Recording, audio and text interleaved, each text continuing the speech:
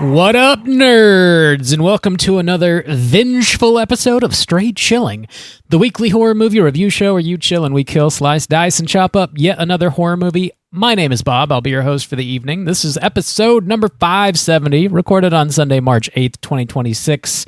Tonight we're talking about I Saw the Devil from 2010. Before we get into it, let me introduce everyone else on the show. First up, calling in from Washington, D.C., we got your boy, Rand Diesel.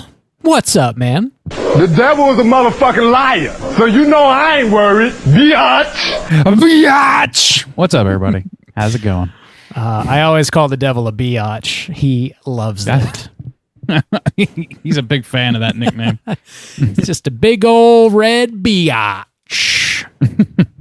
from round the way. Speaking of big old biatches, last but not least, calling in from Seoul, South Korea, we got Shaboy. We gotta work on our segues. Soju. What's up, man? Oh, 안녕하세요, 여러분. Shaboy. Soju the man. Imnida. What up, You boys? almost pronounced all those words right, except for Yeah. Mang. Keep working at The it. mang. You're almost there. You'll get there one day. Annyeong. Oh, boys. We heading back to Korea. Huh, boys? It's been a while. Been a couple years since y'all been over here. It's true. That is you know? true. We're heading back. That is true. This is your host pick, Juice. You're This the is reason we're my talking host about pick. this. I am You're the reason. the host pick. The reason is me. The reason for the season, Soju the man. They call me Hoobastank Stains because the reason is me. Yes. Very relevant musical references happening on this show. They're coming back. Three just like aging Creed. millennials on a podcast. I don't think we're outside of our wheelhouse here. Is Hoobastank popular? They might be. Now, who knows? Who knows? Anything is on Butt the table. rock is in vogue, I guess. So Yeah. who can say? Yeah. Fred Durst is cool. People love Creed. Oh, I Fred don't Durst know. has always been cool. The Mudvayne concert's getting lit. Mudvayne did get back together. Like, Jesus. Of course they did. Of fucking course. well, yeah, there's people give a You shit can't leave again, money so- just sitting on the streets. You got to scoop that shit right on. Yeah. It's gotta be like 50, right? Yeah, I would think so. For sure. Yeah. Jesus. They were too old to be singing about high school problems then. Yeah. They just never stopped. Middle school problems. You know, it's hard to be in middle school wearing your face paint and your crazy huge spikes around, you know. Especially when you're 27. The only way for me to soothe my ailing soul after doing badly at the presidential fitness test was listening to Crawling in My Skin. That's the only thing that got me through the That's day. Mudvayne. I couldn't do enough It's all butt rock to me, baby. I'm crawling in my skin, Mom. You don't My get mom's it. nagging won't heal. I got to listen to Mr. Hahn right now. Well, boys, before we get into the main event, let's tackle a little bit of housekeeping. Our April poll is currently posted over on our Patreon website. If you guys Whoa. support us at the $5 level or above, you get the chance to vote on a movie we're talking about this April.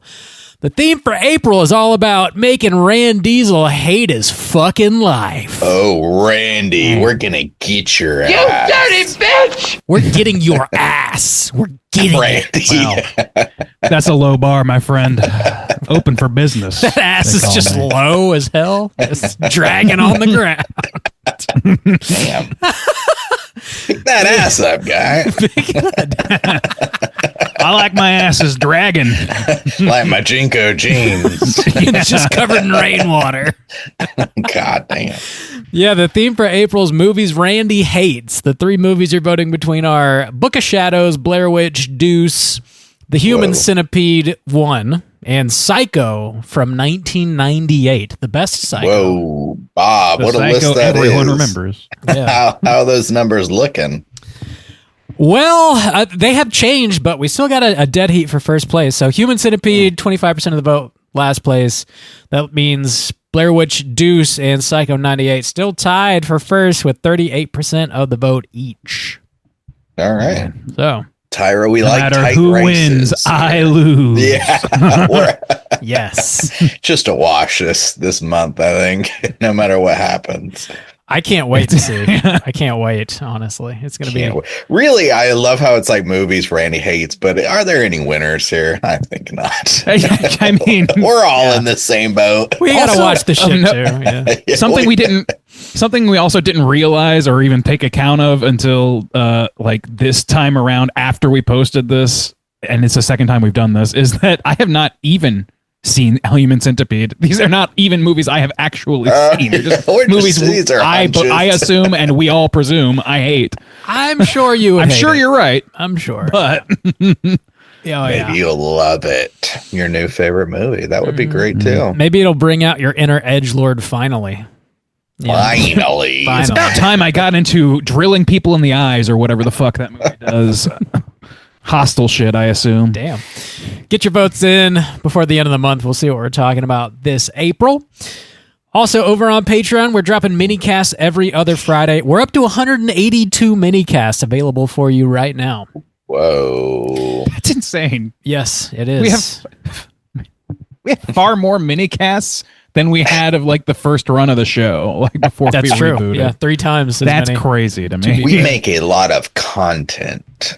We really churn out as much bullshit as we possibly can. We are content creators. Next up, dropping this Friday the 13th, we got a mini cast from your boy Soju talking about potentially the greatest horror film of 2026 thus far. A little movie called Primate. Soju the man? The Mang, yeah. Yeah, Primate. I don't know. It's pretty good. I think you need to check it out. I think people are sleeping on this one. Don't sleep on it, or Ben will I murder you. See that? It's fun. Something interrupted. Yeah. It sounded like it. Like it's one of those things that has to be. If it's not fun, then the movie Primate cannot succeed. Yeah, seriously. No, I mean it's pretty much what it advertises itself to be. Chimp killing folks. Yeah, that's what you get. Yeah, chimp killing folks. You don't get anything more, and you don't really need. That's an elevator pitch. You don't get anything less. In 3 words. I love that. Chimp killing folks. You want to say about chimp killing folks? This chimp killed some folks. In Hawaii, you say. Yeah, so it looks kind of nice while he's killing folks. Famous place for chimps. Yeah, native to Hawaii. Them famous Hawaiian chimps. Check it out. It's the same director that did the Strangers Prey at Night, that sequel came out a while ago. Yeah, oh, really? Yeah, and he teamed up with the same dude that did the score for that, did the score for this, so it's like very synth heavy, like 80s synth inspired, which is kind of cool. Check it out. Yeah, I think it's better than that movie, but I like that movie too, though. It's not bad. Generally. Yeah. Speaking. It's no Strangers Chapter 3. Well. I love how you know what? I'm proud of us in some way. That is one thing we just abandoned. I know we reviewed Scream last week, but we don't even like you might pick it for this movie's I'll hate. Damn, yeah. Just Strangers 1, 2, and 3. Well, we already did 1. Yeah, we did 1. Jesus. We'll redo it. Decided that was fucking enough. That's all we got happening over on Patreon. I do want to remind everybody that our good friend Nicole made a very dope new t-shirt design for us, available on our TeePublic website. It is the straight... Can you dig it? You better dig it. It's straight chilling goes grindcore, is what all the kids are saying these days. Yeah. It's a dope metal-ass looking t-shirt. If you click the shop link in the show notes, it'll take you over to it. Check it out.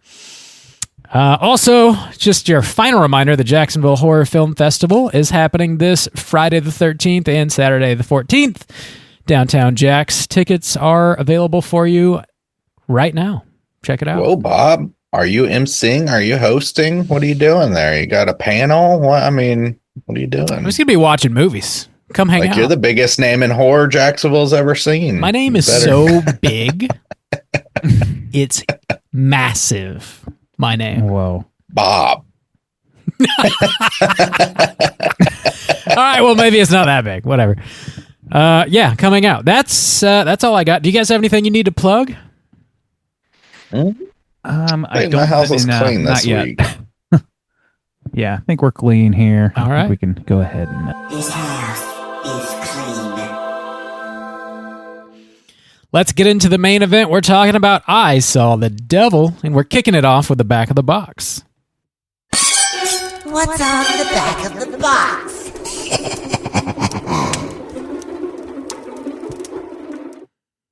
Bob, I saw you had this box. I'm proud of you. I have it on the DVD right there. On the DVDs, I got to get you that Blu-ray from Korea, buddy. Dude, I gotta get you that old Netflix account. Is this on Netflix? Did you watch it on Netflix? Was it on my Netflix? It wasn't. Actually, no, I don't think it was. I had to watch it on something called Philo, which I'm not terribly familiar with what the hell that is, and it played a lot of ads at very inopportune times. So Oh no, that was my experience. Love to see it. Yeah, this DVD, I got this a while ago. It is on Blu-ray. It's a little expensive if you can find it, but the DVD I think is still pretty affordable. You can also stream it if you want to do that. It's pretty easy to find.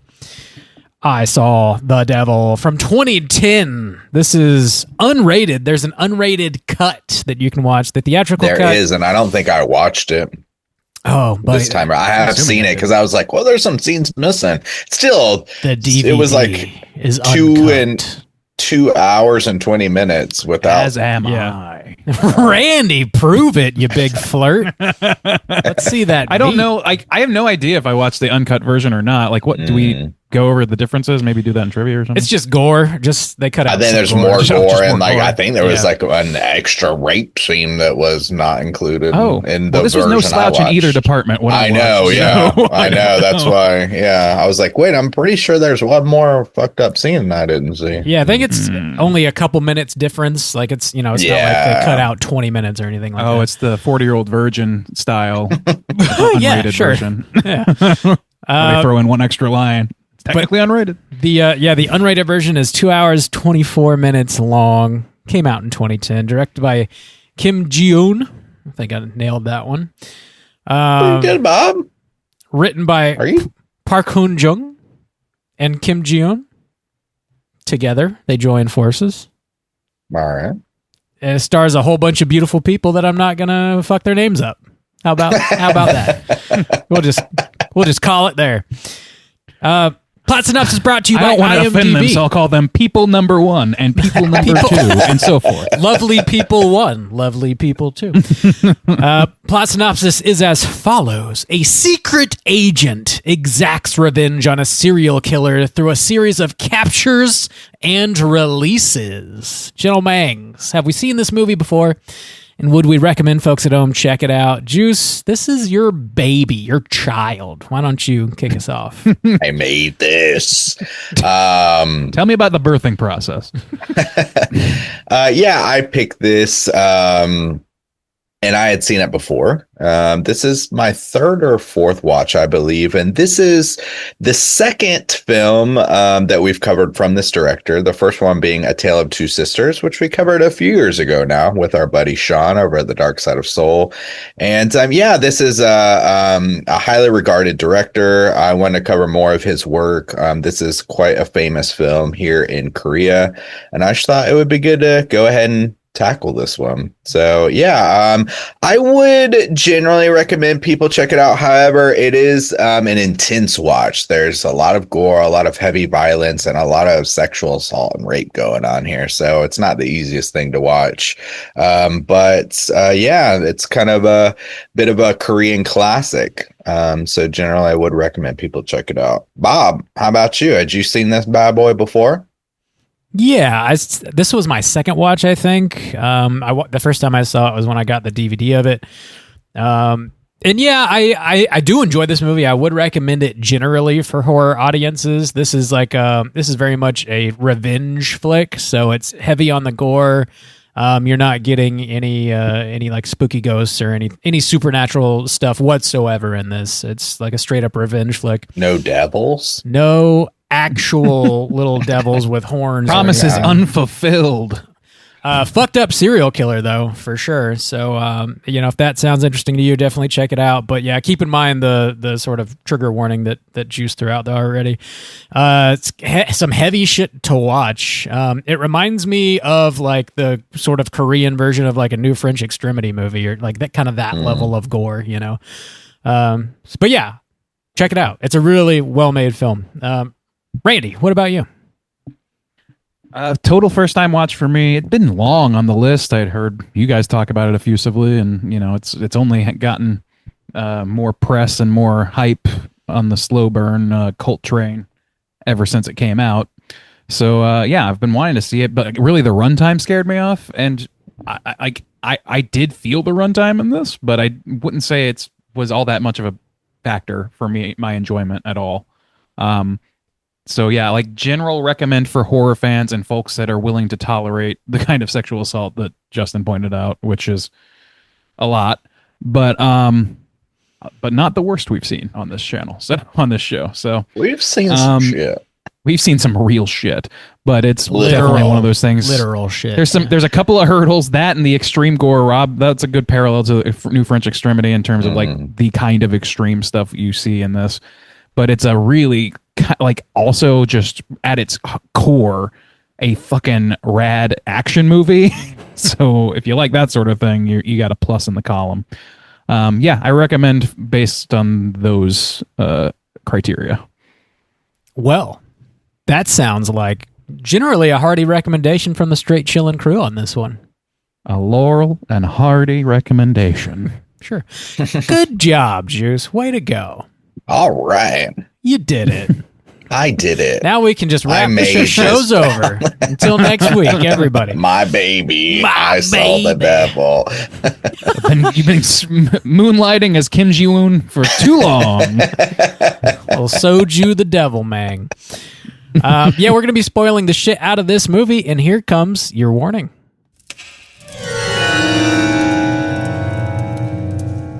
Spoiler warning.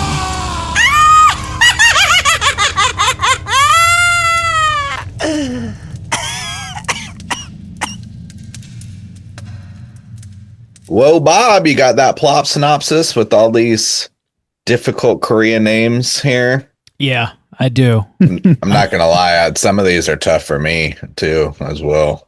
Oh, you're native, so. I know. I'm getting the Peace Prize. I mean. A pizza prize? What? Whoa, did you read all your books for Book It? I did. I want a pizza prize. Yeah, I got the synopsis. Yes, apologies in advance with these names. I'll do my best. So, here we go. Jung Kyun-chul is a bus driver, a school bus driver. He encounters a woman named Jung Ju-yeon and offers to fix her flat tire. He doesn't do that, though. He beats her unconscious and brings her over to his house. She begs for her life and tells him she is pregnant. He does not flinch and just murders and dismembers her anyway. The cops find her remains in the river, prompting them to begin searching for the killer. The search is led by Ju-yeon's father, who is actually a squad chief. She's also engaged, or was engaged, to a detective named Kim Soo-yeon, and he vows to exact revenge. He borrows this pill-shaped tracking device with a microphone built in from the police force. He also gets the files of potential suspects and starts going down the list all on his own. He beats the first two suspects mercilessly until he's convinced they are not the killer. The third suspect's home is filled with trophies from women he's murdered, and also Soo-yeon finds his killing room and his wife's wedding ring, which leaves him no doubt that Kyung-chul killed his fiancée. Kyung-chul kidnaps a schoolgirl and is about to rape her, but Soo-yeon intervenes and beats his ass. He also makes him swallow the pill-shaped tracking device, allowing them to hear his conversations. Kyung-chul comes to, surprised that he's still alive, and finds a pile of money on his chest. He hails a taxi, which is already carrying a fare. Turns out the taxi was hijacked by the two dudes in it, and they killed the driver and stuffed him in the trunk. Kyung-chul murders them both with a knife, and finds a change of clothes. And he goes to a clinic to get patched up. He then proceeds to rape a nurse. Soo-yeon again intervenes, beats his ass, and cuts his Achilles tendon, but doesn't kill him. He leaves him there for the nurse to patch him up, and he again wakes up alive. Kyung-chul visits a pair of cannibalistic friends at their home. After discussing what's happened, he deduces Soo-yeon must have been Ju-yeon's fiancée. Soo-yeon arrives and beats everybody's ass, leaves them all alive. They're all taken to the hospital by the police. Kyung-chul overhears Soo-yeon discussing the tracker with his cop friend and now knows why he can't shake Soo-yeon. After he's released from the hospital, he takes a bunch of laxatives so he can shit out the transmitter. He plants it on a taxi driver that he kills, all the while taunting Soo-yeon because he knows he can hear him. The cannibals tell Soo-yeon that Kyung-chul will likely kill the rest of his family and turn himself in so that Soo-yeon can never have his satisfaction. Sure enough, Kyung-chul goes to his father-in-law's house and beats him mercilessly. He also kills his sister-in-law. Before he can turn himself in to the police, Soo-yeon scoops his ass up, drives over to his house. He tortures Kyung-chul and leaves him underneath his makeshift guillotine holding a rope in his teeth. Kyung-chul's family comes around looking for him, and they open the door the rope is tied to, causing the guillotine to fall and chop his head clean off. Now that Soo-yeon's revenge is complete, he breaks down and cries. Roll them credits. Well, roll them credits. Real uplifting little thing. Just normal, man. On a positive note there. Dude, Kyung-chul is a motherfucker. God, he's a piece of shit. Damn, dude. So a couple notes. A couple notes about this. So this came out, what was it, 2010, 2011? Yeah, 2010. And this kind of sticks out in my mind. This is a funny kind of parallel, but I had this like very distinct moment where you had the music indie scene, and I specifically remember one day hearing the Pumped Up Kick song when it started getting like popular, and I remember specifically thinking like, this is the end of indie. Like this is just, the scene is all stopped over now. Yeah. Well, it kind of like, I don't know, it sticks out in my mind of like, music is done with this. Music is over. Well, just with this scene, like it's kind of done. And one thing I want to kind of like note about this film, and it's like extreme violence, is the guy who plays the killer is Chae Min-sik, who is Odesu from Old Boy. Mm-hmm. And, leading up through like the kind of like late 90s, and then Old Boy was like 2003, like this whole kind of like decade and this Korean Renaissance and all these kind of like bloody types of films, hardcore action films, like really dark thrillers. This one kind of feels like the end specifically. I think it like is specifically kind of like putting a kind of period on this style of film. And I think the type of extreme violence and the actors who are in this is important. So the actor too, who plays the detective Lee Byung-hun, is also in another one of this director's films, which is a similar type of movie called A Bittersweet Life. It's from 2005, but it's more of like a mob boss type thing. And he's still whooping ass, but there's no like serial killer. There's no raping of women and stuff like that. It's more of like a gangster type of film. But again, like this type of violence, this type of,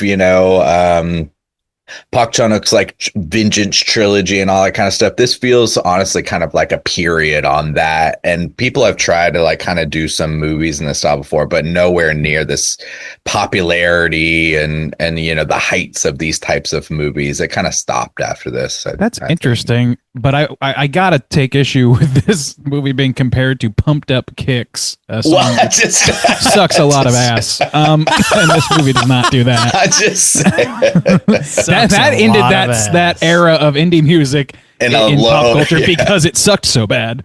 Sure. This, it seems like, is more of a swan song by the way you're telling it. Yeah. Okay, we're good. Maybe the song is coming back. Maybe they're selling out, stadiums and doing tours and shit. The whole like Korean revenge like subgenre it's a real thing. I was like looking into it, and I can't remember if this is something that we talked about on the show before necessarily at any length. But there is like this concept, I'm sure you're familiar with it, Juice, like Han, like HAN, the concept of this like I guess like collective sort of feeling, like of like collectiveness. Well, it's just like societal trauma and like unresolved like resentment, I guess, and like like in Korean society, like beef. Like, sure. Beef. Yeah, I guess that's another way that you could describe it. I don't know. And I guess think beef and Han are the same. That's what I'm going to go with. Yeah, easy enough to sum it up that way. And I guess maybe that's like what's at the core of this subgenre, this like really sort of popular subgenre in like South Korea.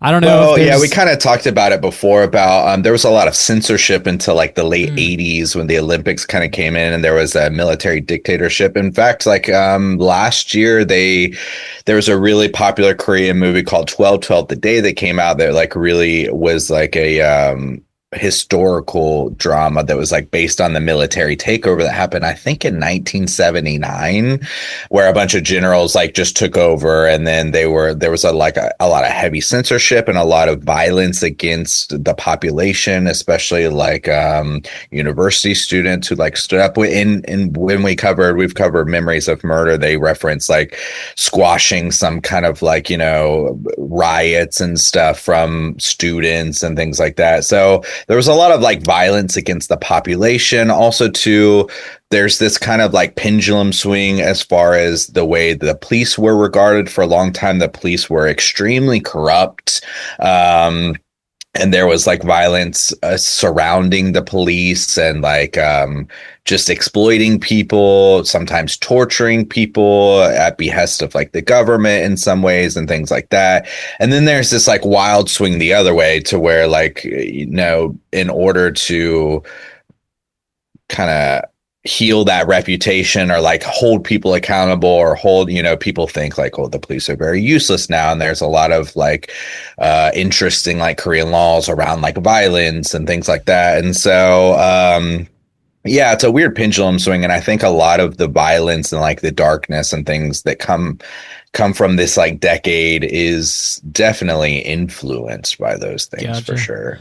There was something the like cannibalistic friend said in this movie that I was a little confused by it, but with that context, it makes a lot more sense. He says something along the lines of like, yeah, I remember when we tried to put together a militia to fuck over the world. And I was like, militia? What the fuck are these? Like, they're just Militants, serial killers. Yeah, but that makes way more sense. Something America never has to worry about.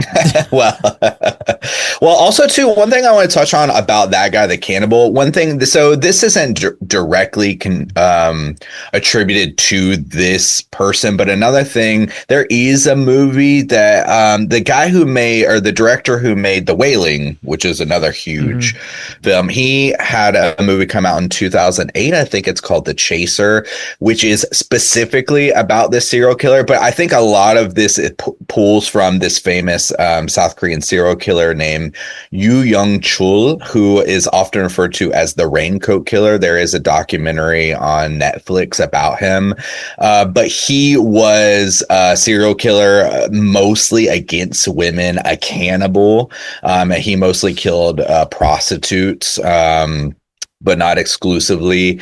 And I think he was ultimately captured in 2004. So this film came out in 2010. So he's very like a notorious serial killer who like did a lot of these types of things, like was cutting people up in his apartment, eating them, really fucked up shit, like raping people. So I think a lot of the people that we see in here are at least inspired by this guy. And also too, another shouts outs, Dark Side of Soul did like at least a 3 or 4 piece coverage on that serial killer, which is I think better than the documentary. And they did that probably like 4 years ago. Yeah, it's on their feed, so you can check that out. But yeah, so a lot of this darkness I think is inspired by some real shit. I saw that's tough. I was reading about the Raincoat Killer a little bit, and one blurb I saw said that he killed like rich elderly women specifically, and then eventually escorts. And I was like, man, like cannibalism in Korea, is that like something that is like culturally relevant, like it is in America? Like there's like so many different cannibal like movies and like books and like cannibal content and shit. And I found out there's like this like Korean gang in the 90s that also kidnapped and murdered wealthy individuals and ate their flesh. And I was like, man, they're like literally eating the rich in Korea in the 90s. And I was like, I don't know. I just thought that was really fucking interesting for some reason that they're I know specifically writers who use subtext, and they're all cowards. going after rich people and like eating their asses. I forgot that was another element in this house. When he goes to hang out with the cannibal, they are just taking over this house out in this world. It's like this massive, huge house, which is not typical by any means. So yeah, that is an element of that, and that's why I was like, this is definitely inspired by these like true events, and that's kind of the thing too. One interesting aspect of this film is another thing I thought of is, so I mentioned A Bittersweet Life before, and you have even, Chaemin Sheik was Odesu and Old Boy and things. But in a lot of those, Park Chan-wook films that are really big, or even A Bittersweet Life, one of the kind of big differences I think about this film of like kind of like putting this period, and it's not exclusive, but I think it's just the most pointed, is that most of the good guys are not good guys. Like Odesu is not some hero necessarily. It's anti-hero shit. It's anti-hero stuff. Or even A Bittersweet Life, like he works for the gangsters and then he turns against them. So, but in this one, the way they set it up, and it's almost too cheesy, the girlfriend, she works at the orphanage. It's her birthday.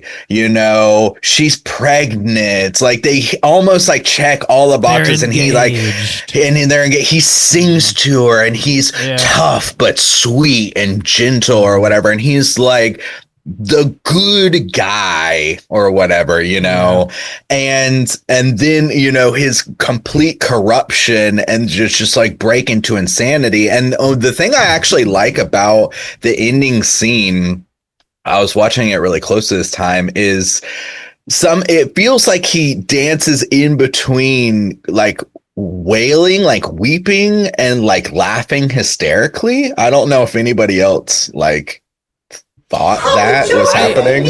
I did. I thought that, but then I was like, maybe I'm just misreading this. No, it's quite literally the Joker in fucking, what is that?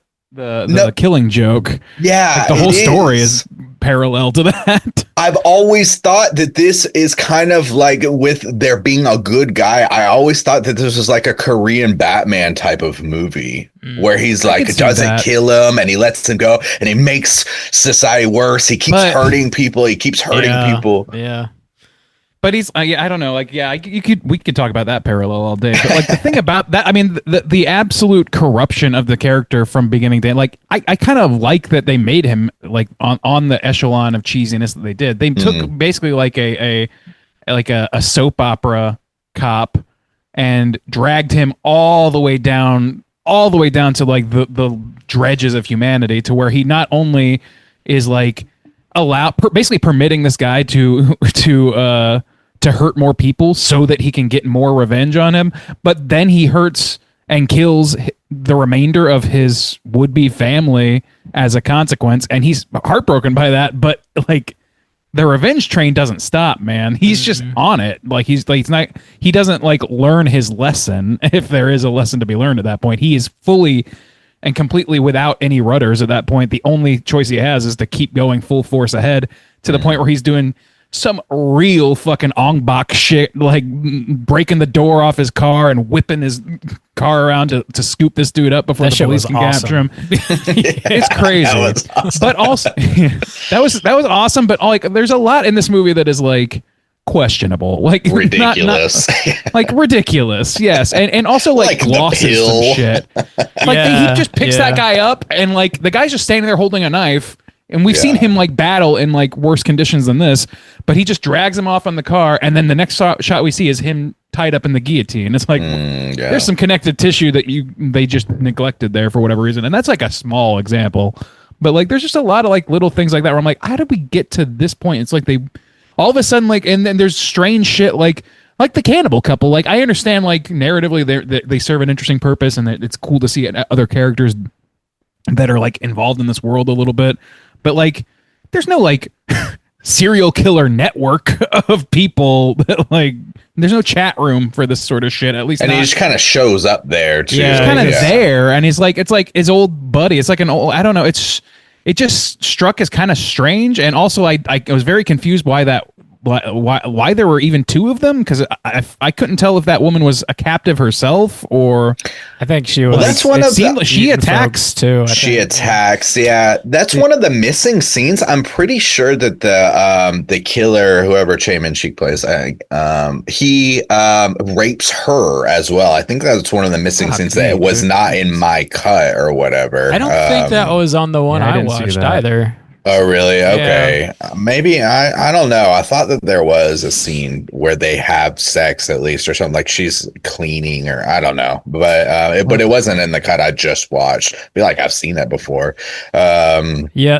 In addition to them, like the cannibal killers, I also thought it was kind of wild that he gets picked up in that taxi by two other killers. I was like, every other person in this movie is like a serial killer, apparently. It's just kind of... There's cops and killers, that's it. And then the one guy who turns from one to the other. Yeah, and innocent victims, too. But that's it. Those are the options. Well, yes, yeah. And they that's the other thing. That's the part that drove me nuts, is like, he does rescue some of these young women fortunately, before things get too fucked up, and they are certainly plenty fucked up as it is, but they don't get murdered. They get to walk away, presumably. And I don't know what happens to those women. Like, what did they I imagine they would go to the police, at least one of them. Like, one of them was a young girl. Like, there's no way that she's not going to the police, or her parents or whatever. And they just, none of that stuff matters. Well, I think that alludes to like how the police are on to him. And that's kind of like part of the thing too. Well, that I guess is confusing. I feel like maybe that was implied, but not explicit. And it threw me because I was like, they seem to like suspect that he's doing this, but we don't know why or how they like. No, yeah, because then that becomes part of the element too of like he's trying to he wants to play this game, he wants to keep torturing this guy, but now he's also fighting the idea that he could easily be caught by the police who are now on to him. Yeah. So that's like part of the game too. Interesting.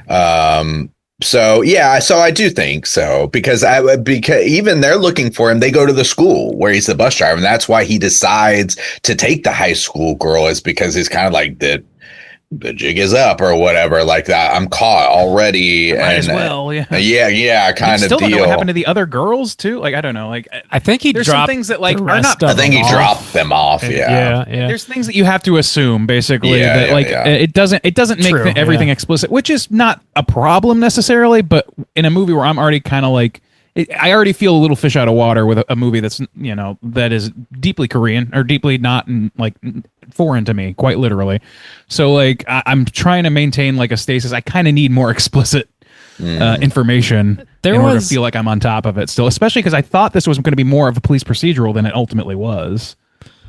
There was one moment in the movie that I thought was a really funny gag, but then it didn't really have much of a payoff, where like, we see the killer wave down multiple vehicles, and the last time he does it, it turns out, they got the headlights on, he can't really see who's approaching, but he's trying to flag him down to get a ride and probably kill whoever's driving yet again. It's the army. Yeah, it's like the fucking army, like 20 dudes with guns, and they're like, oh, do you need help? And then he just looks at him dumbfounded, and it cuts, and we never really see what happens. Like, I guess maybe they're trying to, maybe it's like a commentary on like how useless the army is. I don't know, but just nothing really comes of it, but it's a funny gag at least. It's kind of a funny bit, but like where did like does he just like, oh, never mind, like what we don't really know what happens. He's covered in blood. No, I'm good. And like the absurd thing they could have done if they wanted to take it to the absolute is to have just a pile of bodies of soldiers lying there in the next scene or some shit. Well, that's one thing too. I mean, even from my standpoint, honestly, I feel like there are some things here that I feel like are hinted at, but I'm just like, I'm not 100% sure of like this director's feelings. I mean, I know when like he was born and what he grew up in and stuff like that, but like I do know too, like the idea. Well, you have these two different ideas that have carried on through this decade of like vengeance is not worth it, like it doesn't help anyone, like all the Vengeance trilogy, like no one ever like comes out on top, like it's never a happy ending, they're always very, very, very bleak. But also, too, I don't know if it's like a perspective of this guy saying like, the system is not good enough, like critiquing, like, I need to do this because the system is so broken. Like, yeah, this guy might be caught, but like, we've swung so far the other way that like that we have no true justice system anymore for what the types of crimes that this guy does. And I think for a period of time, people were kind of feeling that way of like, yeah, I know it was really bad in the 80s and there was like a lot of corruption, but now it's like kind of gone the other way. So there's even still today, people have a really hard time with some of the laws that are in Korea. For instance, there's like no on the opposite side of how we live in America, there is no like self-defense laws, and like it's your responsibility as like anyone, as a citizen, you have to prove that you did your absolute best to get out of a situation. Like, no matter what. So like, if you're attacked or whatever, like your sole responsibility is like to get away.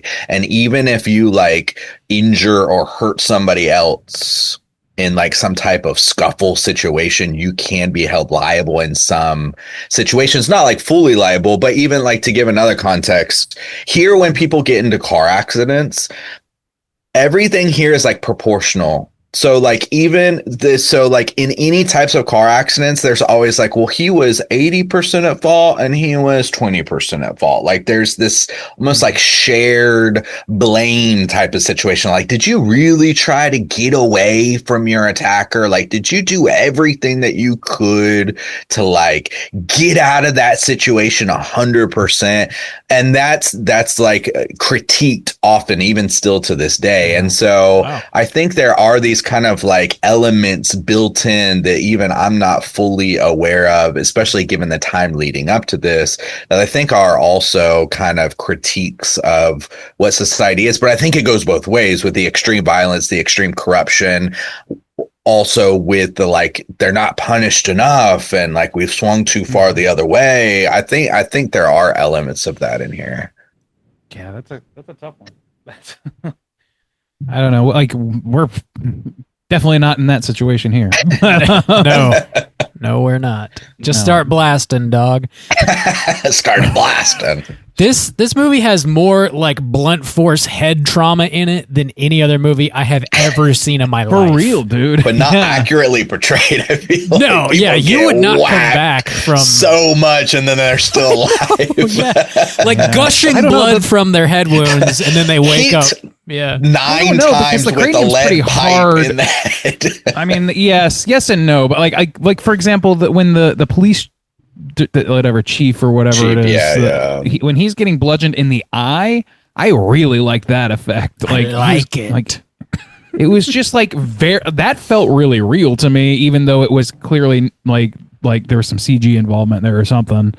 But like, I don't know, the effect worked for me. It was like, man, that looks really painful. It looks like when you're hitting in the back of the head where there's hair and it's just blood squirting out. It's a nice way to conceal what you can't actually show, which is the cranium caving in.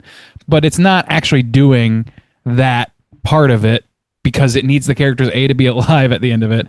And also, I don't know, like, it just, to me, I guess I have mixed feelings about it, because part of me feels like I think that maybe bludgeoning somebody with something is not as easy of a task as we feel like it is, because we've played fucking GoldenEye 007 and it's just you one just hit and whack dead. somebody and they you just hit like somebody with a rubber hose and their head caves in and blood squirts in every direction.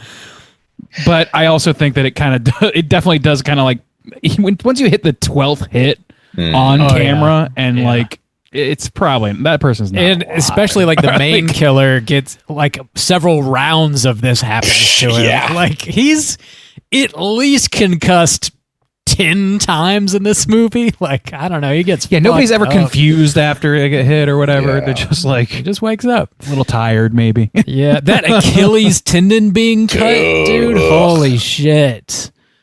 Tough to watch. There's the dude who, like the first guy he chases down when he's going through his list of potential killers, just starts bashing him in the dick with a pipe wrench right off the bat. Whew. That effect fucked me up because you could see things shifting that shouldn't shift. It was a lot. It was like it was like the effect. If I had to make a wild guess as to how they did that, it was like a pile of bean bags or something that just got wailed on. It's just like caving in, and got this part caves in. The beans over the Frank somehow. You got the. How do you get the beans over the Frank? Exactly. He rips that dude, the cannibal's jaw open because he's like laughing at him. Stabbing the dude through the cheek at the end. Of course, the guillotine. And then just straight up cannibalism. That dude just eating that nasty ass looking meat. Well, too, there was it was pretty, I forgot that it had got like to this point, but when he, at the very beginning, it starts right off and we see the dismembered body of the woman at the beginning or whatever. It's pretty brutal, like right out the gate. Yeah, without question. And then of course they find her floating head. He gets decapitated at the end in front of like his son and elderly mother. I thought I had this thought. I thought that like it was also going to be rigged up to explode, and he was going to kill this guy's family as well. I was like, that to me is like, if you want a full, complete, good guy turned evil story, I think that's maybe a missed. Like, I guess you could argue that like, well, his kid now lives with trauma or whatever, but I don't know. I feel like he killed your family. I'm completely insane now. He killed my family, and I'm now completely fucking insane. Fuck you and your family. But I think that's part of the message. I think that is part of the message. So I think it's important that somebody lives on, because I think that's the important message of the pain just transfers. When you seek this vengeance, when it goes on and on and on, the pain just deepens or just transfers to another person. Well, so now there's this young boy who lives his whole life with this need for vengeance, or like, I'm gonna, avenge my father, or, the idea of it. I get that, but also but he enacts that. It's not like if that had happened by serendipitousness, if it's an unintended consequence, then that works for me a little bit better than him having invited the family over basically to make this happen. He's already involving them in this revenge plot. If your goal is to, and obviously he doesn't care what happens to them to some degree, because he's willing to traumatize them intentionally, knowingly. So why not just go full blush, But if you want to make the point you're talking about, if the kid somehow a phone gets calls his number, so I don't know, somehow he gets prompted to come visit or whatever, or it's his day to come visit. They set that up earlier, and we all forget that, and then all of a sudden he's there and just happens to see his father's final moments and his killing lair.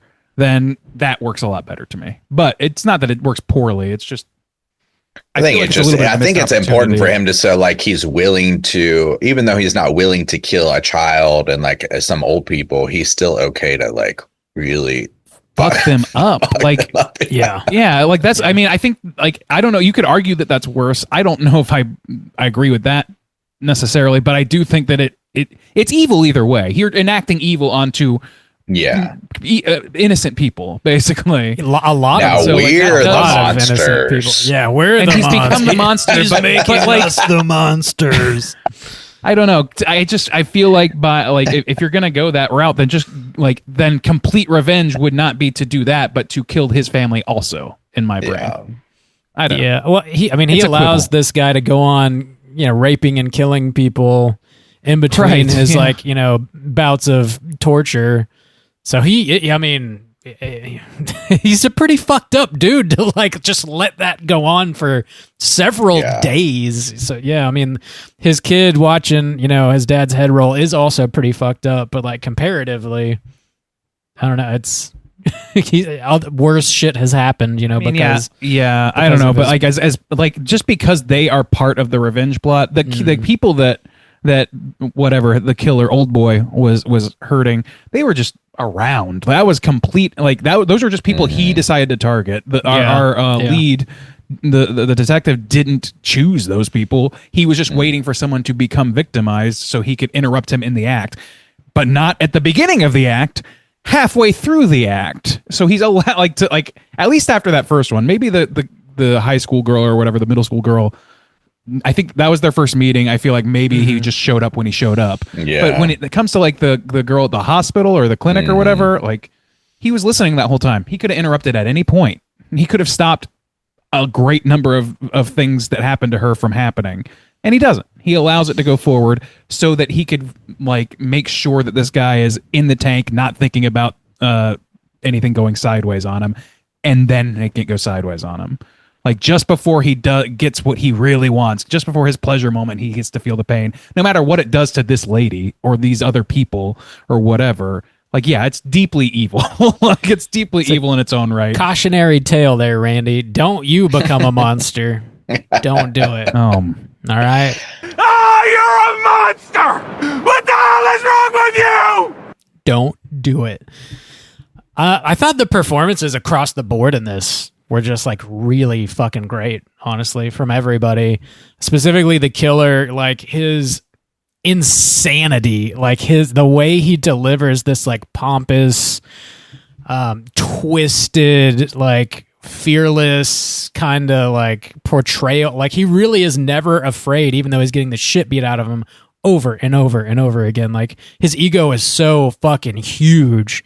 He truly never seems to be afraid of anybody at any point, which is wild.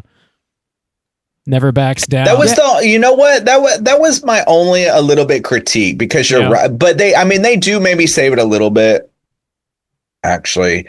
But at the very end, when he starts begging for his life, I was like, no, this guy has never acted like this. And then he changes, he switches. Yeah, I think he's just trying different things. He's trying, but I was like, that's a little out of character, I think. But maybe if we had seen him more, because they do give hints of him, like he's driven the school bus. So maybe like people think he's a good guy, where we see more of his manipulation skills, but we don't. Like we only see him as this arrogant, hot-headed piece of shit. And so for him to like start kind of bawling at the end, be like, please, I don't want to die or whatever, it's like we never experienced that at all throughout this film. That's true. There was a moment where I kind of bought it. I was like, okay, is this his Jeremiah Sand moment, where he's just like, I'll suck he's at his fear of death finally caught up with him now that he knows he's like in an uncompromising position where he can't possibly escape from what he's doing.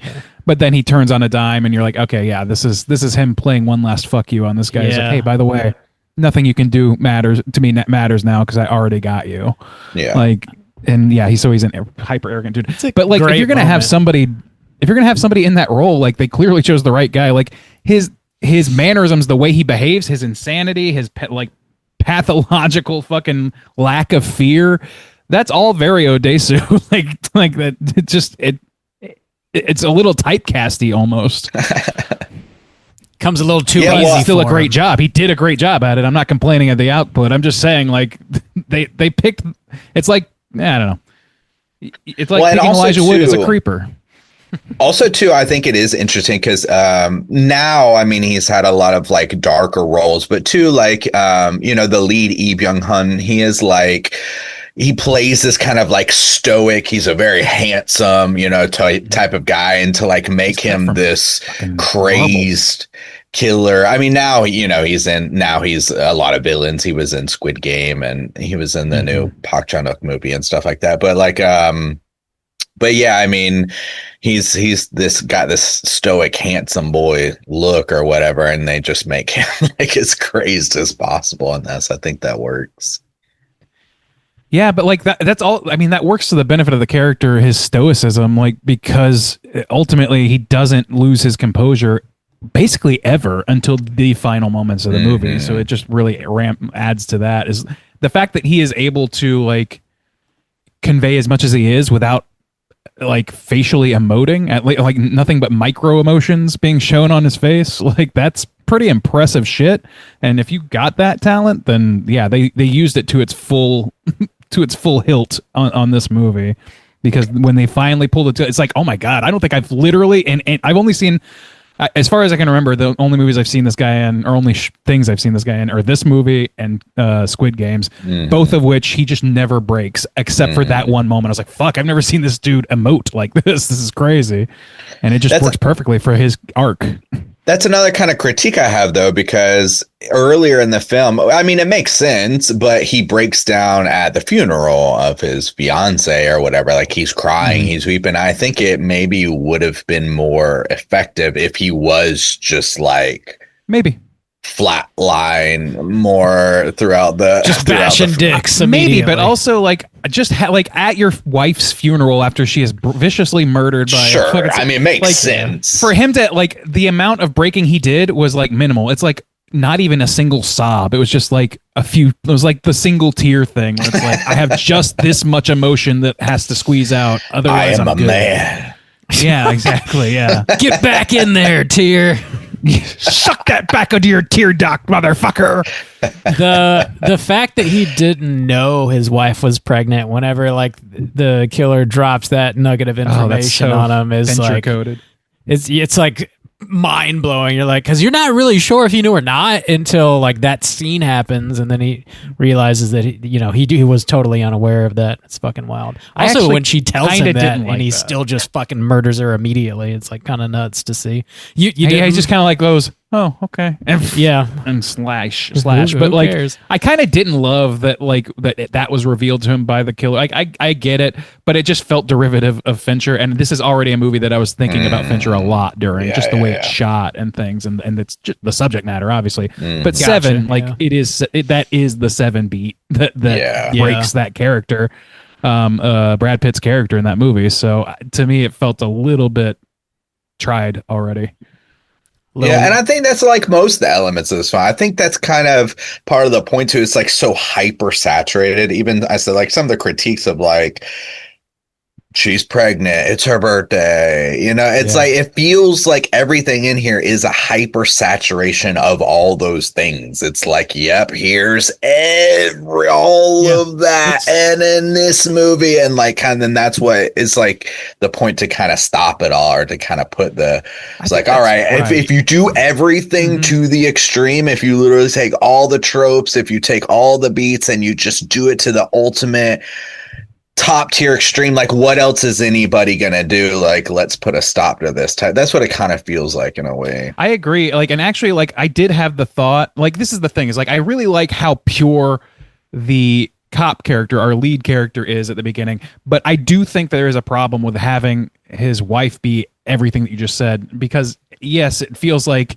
just a conglomeration of everything. It becomes derivative because it is doing so much of those things, so many of those things. But also, like, it just feels like she should be the character, at least at the beginning, that grounds him, if that's what you want it to be. If he's like Mr. Super Cop, like he should be like Simon Pegg in fucking Hot Fuzz, like Mr. Capable, top of his class, but a little bit distracted from home. And then his wife's like, hey, you work too much. Maybe you should come back. My birthday's in a couple weeks. Let's do something. Like something more human. Keeps him because human. It's less soap opera-y, so that he can feel elevated in a world of regular people, as opposed to everything being elevated. Yes, that's what I was going. The score in this, I noticed it to me, anyways. It felt a little melodramatic at times too, which kind of also enhances that, like, we're taking it to the edge with all of this stuff, like piled on. So yeah, some of it was like a little goofy sounding in my opinion. I agree. Yeah. I made that note. Some of it's really good. Like there's like a kind of Spanish guitar at the beginning, especially with the snow and stuff like that. But then there was one I made, like it was like really cheesy. Maybe it was like around music. I was like, music a little too dramatic here. Oh, when they find the river and the head and the type of music, it's just like, what? It's just, sometimes it is like too cheesy. It is almost like soap opera-esque. It's too much. I really feel like the best, like, and this is something I just have a proclivity towards with movies like this, is my favorite parts are the parts with no score at all. Like in terms of my enjoyment of the atmosphere or whatever, it enhances it to me to just allow us to sit with whatever's happening, instead of like enhancing it through audio cues or whatever. I don't always feel that way, but but generally I think with very tense movies, it's more effective to me to have a lot of quiet and then maybe a needle drop or two or like a real sting or something that occasionally jumps in and really heightens things in those like very sparse specific moments. And this movie toes that line. There's enough of this movie to where there's long stretches, it feels like anyway, where I don't think about the soundtrack at all. I'm not hearing anything. I don't think there was anything going on. But like then you have like the cheesiness. When I really noticed it was when he was when they were trying to rescue the father of the dead girl and her sister before this guy could get to them. Like when he's racing over and doing that sort of thing. It felt like Mission Impossible score all of a sudden, except not that good. Yeah, it's hit or miss. I think sometimes it works really well. Sometimes it's too much, which is, some elements are just like that in this movie. I feel like there's a lot of extra too, like that second woman that he kills. I mean, a lot of the shots are nice and interesting, but it's kind of like it goes through like the same things that we've already seen essentially when they start so hardcore with the fiance, the girlfriend or whatever, and she's pregnant, then it's like, well, and eventually you're going to get a high school student and this nurse and like all these different elements. And it's like, well, picking this woman up at the bus stop doesn't really add much more to that. It doesn't really do anything new. It just further reinforces what a piece of shit this guy is, but he's a piece of shit, so it doesn't. I guess that's to really establish that he is doing this serial style. And not just he's got I guess slaughter room for God's sake. Yeah, when he finds all the trophies. How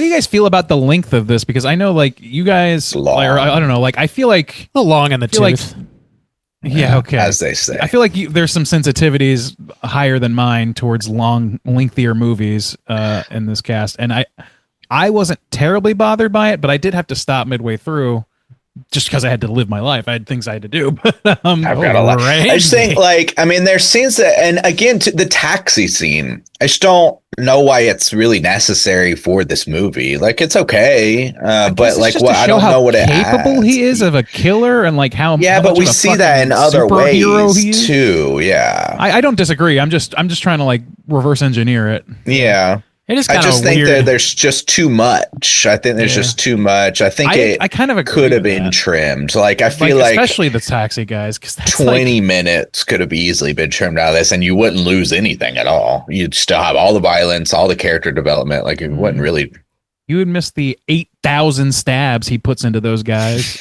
It was a cool scene with like the camera spinning and all. Yeah, that's the thing. Yeah, even like when he picks up the second one, like the cinematography and the stuff in it, like the scene alone itself is good. It's just doesn't add to the story. It's a showpiece, and maybe that's why it's just a showpiece that like they needed. The filmmaker needed to be in there. Yeah, exactly. Yeah. Just wanted to like show off some skills, show off. Look some at this ideas. shit I did. It's really cool, and it's like it maybe hurts the film a little bit by just being narratively unnecessary and making an already long movie maybe a little too long. A little too long. Gentlemen, speaking of a little long in the tooth, should we go ahead and land this plane? Yeah, sure. Let's do it. Let's rate this. Annyeong, Aseo. Let's go and rate this thing out of 5. Juice, why don't you kick us off since this is your child? How do you feel? Yeah, this is an interesting one because I feel like in general, you have other movies that are like very dark and over the top, and then but people regard very highly, like Old Boy, for instance. And I think that this one is a little more torn between people. I think there's a lot of cinephiles who just like won't hear anything against it. Like, oh, it's like an amazing film. And like, this is a very highly respected director and everything like that. But I do think that there is critiques here. I don't think it's like as groundbreaking or as amazing as Old Boy, for instance. I think that there are critiques. I think it's too long. I think it is overly dramatic sometimes. What are some of the other critiques that I had? Yeah, mostly just like maybe too cheesy. Like, I know some of it is to build up some of these things that we talked about, and I understand them as like tools for that. But I do think it's somewhat cheesy and like over the top in places where it doesn't necessarily need to be And it is hard to square away, like some things, like this guy just, letting this nurse get raped and things like that. Like those are hard. Like once the movie's over and done with, it's hard things to like square away of like, man, is that like so necessary? There's a lot of like, as the woman in the fridge situations going on here. People just need to be tortured so that this dude can beat this guy's ass some more, and we can go, yeah, beat his ass some more. It's kind of fucked up in some ways. But generally, I think the performances are really good. I think everyone is kind of like cast perfectly here. But it really is our two main guys. Everyone else is pretty like shallow, soap opera-y, basic ass kind of people. But the people we need to care about or are following give a lot of great depth and great performances and stuff like that. There are some weird cuts, like all of a sudden being at the, as long as this movie is, and so much like things that are in here, like just suddenly being with this cannibal. It's like, how did he find him? Where? Like call what? This guy? Yeah. How's he? What the fuck? So there is some like weird narrative beats like that, but in general, I think the camera work is amazing here. I love the cinematography, the camera work, the action scenes are really cool. I think the choreography on some of that stuff I really like that. That first greenhouse scene, he's got like the little scythe and stuff like that. Like just there's some really cool badass moments. The fucking guillotine kill at the end is fucking brutal, and his breakdown, that final scene is really good. And I love the kind of dance between the hysterical laughter and the like just sobbing, and I think that's all like really good. So overall, I think I'm going to end this one at a 4 out of 5 for me. I think there's enough critiques to go around. It's not a perfect film, but generally I think it holds up really well. Some great craft going on here. 4 stars out of 5. Bob. Hey. Out of 5. Where are you going to rate I Saw the Devil? I dig this movie pretty good. I do think it has some flaws for sure. I wouldn't put it in the same tier as Old Boy either, or even some other more like straight ahead Korean horror movies that we have reviewed, like The Tale of Two Sisters. I think is like a tier above this, or The Wailing, Train to Busan. Just some other stuff we talked about on the show at length. I do dig this for what it is, though. The like sort of Korean thriller revenge subgenre is really interesting to me. I think this one is a little more difficult to get through and a little more difficult to recommend because there's multiple rape scenes in it. So like when the action sequences pop off, they carry a lot of weight because of that stuff, but it's just very unpleasant to get through. The action scenes do work really well. That like if you're looking for something very hyper violent, like this is gonna scratch that itch for sure. But it is very long. And like I said, certain scenes are just difficult to get through. And I don't know that the violence is enough to make me want to like really rewatch this again. I don't know that I need to see it again personally. There are some cheesy moments too. And there's also like, maybe I missed something, but like whenever the killer all of a sudden knows exactly like where the police chief lives, and that like he was the father of the fiance, and like he knows exactly where to go and like where to find these people, and like he kills the dude's sister-in-law too, and like he just like knows all this information seemingly very quickly. And I don't know, maybe I missed something, but there's just like certain leaps that sort of happen in logic throughout this movie that stick out to me a little bit, like the military vehicles that roll in as well and they just vanish. Some unnecessary stuff, some questions here and there as well. Overall, good movie, fantastic performances. You're really here to watch these two dudes like try and outwit each other. And that through line really does land in this movie. It would have been definitely better if they had trimmed maybe 15 or 20 minutes. Overall, pretty good movie, pretty entertaining. I don't know that there's like a whole lot bubbling under the surface. But then again, maybe some of the like more culturally specific things are just kind of lost on me as an American watching this. But overall, good. I'm going to land at a 3.5 out of 5 on this one. Ray and Diesel, where are you sitting? I mean, yeah, you guys kind of nailed what I was going to say with a lot of that. Like I don't know. Like to me, it's like I compare this to other Korean films I've seen. I also feel like maybe there's cultural context, like Justin brought up some of that stuff that I just wouldn't have known. And so like just attitudes towards police and things like that as a theme, I would have never been able to pick up on that, like, because I just don't know that. Like I'm ignorant of that. But just watching from my own private perspective, I felt like as much as I loved like the action in this, the gore was very effectively gory and horrifying. The actors were just incredible. Like all that stuff is every bit as great as you guys say. But I just felt like I compare it next to A Tale of Two Sisters. I compare it next to Old Boy. I compare it next to The Wailing, which I know is like the top. That's the Mount Rushmore of Korean horror, modern Korean horror, as I understand it, and Memories of Murder and shit like that. Like all of those movies feel more unique and less derived from other things than this does. This feels like a director making a version of a movie that we've seen in English language already in some ways, or amalgamating those things. Mm-hmm. It doesn't feel quite as fresh. Like I think about The Wailing, that's like a whole different thing. I've never seen a movie like The Wailing until I watched The Wailing. Old Boy is like so stylish and it hits the pitch perfectly, the tone of like being almost comic booky in scope and silliness while also being like rock bottom depravity in many ways. It's got like a fucking hypnotist and shit in it. Like it's silly and fucked up at the same time.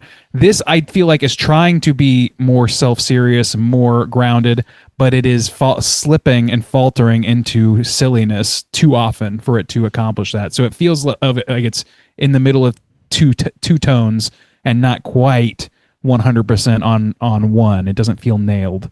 So those are my big critiques for it. I think it's really more of like a vibes issue than it is anything else, and a little bit of a length issue. I think, I think you could lose like at least a half hour of this movie, and it would be every bit as effective, and you would just have some cool bonus features to watch.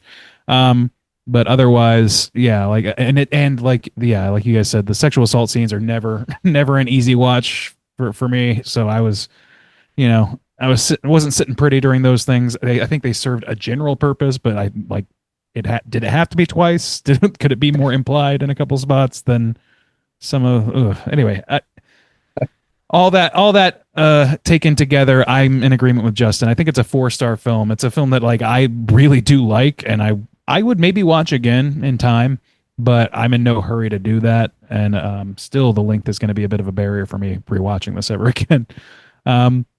So yeah, I think 4 for me. All right. That's going to put our aggregate at a 3.8 for I Saw the Devil Mang. Let's go ahead and jump over to our Rotten Tomatoes segment, see what the critics and users have to say. Certified.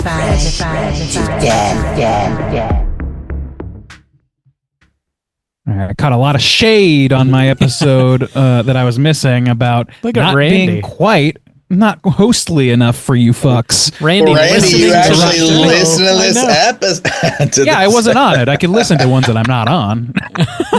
Them's the rules. Randy turned into a fan for a week. Whoa. I wouldn't go that far.